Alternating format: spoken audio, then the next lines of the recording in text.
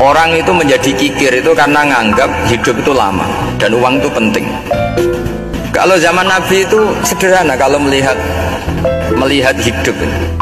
Pernah suatu saat Nabi itu punya jatah makan, karena Nabi itu hidupnya juga pas-pasan. Jadi Nabi itu unik. Beliau di satu sisi kaya raya, bisa ngurmat Abu Hurairah, Ammar, Suhaib. Ashabu Sufa itu dirawat Nabi semua. Itu kan kaya, bisa ngerawat sekian orang. Tapi di sisi yang lain untuk pribadinya beliau miskin. Kadang nggak bisa makan hari itu. Tapi di saat yang sama bisa merawat Ahlus Sufa. Jadi keliru kalau orang hanya cerita Nabi itu miskin, untuk makan dirinya aja susah. Itu keliru. Kelirunya kalau tidak diteruskan, tapi Nabi mampu menghidupi Ahlus Sufa. Singkat cerita, jatah makannya Nabi itu dikasihkan orang ketika Nabi ditanya, ya Aisyah, makanan jatah saya di mana? Oh ya Rasulullah, tadi ada orang minta tak kasihkan, maka makanan itu habis.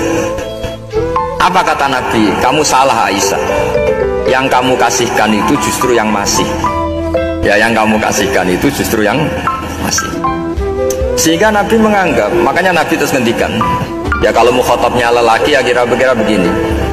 Wahallaka min malika illa ma akalta fa'afnaita walabista fa'ablaita. Terus tanya wa tasaddaqta fa'abqaita, kata Nabi. Harta kamu ya kamu makan kemudian ke WC jadi kotoran, atau punya pakaian mewah nanti rusak. Wa tasaddaqta fa'abqaita. Ada yang kamu sedekahkan, yaitu yang abadi sampai akhir. Sehingga banyak pengusaha yang mencintai saya setelah tak ajari hadis itu, misalnya punya uang 1 miliar karena dia spekulan atau pedagang rawan bangkrut, disedekahkan ke masjid 50 juta, yaitu yang abadi. Jadi kalau suatu saat bangkrut, dia masih punya uang 50 juta di akhirat.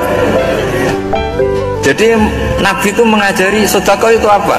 Ya sedekah itu pengabadian uang. Kalau kita kan enggak, bilang sedekah itu nguras uang. Itu pikirannya setan dan pikirannya orang Islam. Itu cara berpikir setan, bukan cara berpikir umat apa. Sehingga Sayyid Ali Zainal Abidin itu kalau ada orang minta, kemudian beliau ngasih, itu beliau bilang gini, marhaban biman hamala zadi ilal akhirah.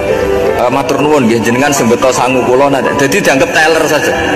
Orang yang minta uang beliau itu dianggap tukang nyatet bank, karena sudah ditabungkan, ya sudah. Kalau kita kan enggak, wah pengemis tuh ganggu gini-gini. Kecuali pengemis profesi ya mungkin kita agak-agak enak. Kemarin zaman akhir tuh ada pengemis apa? Profesi, jadi repot tuh.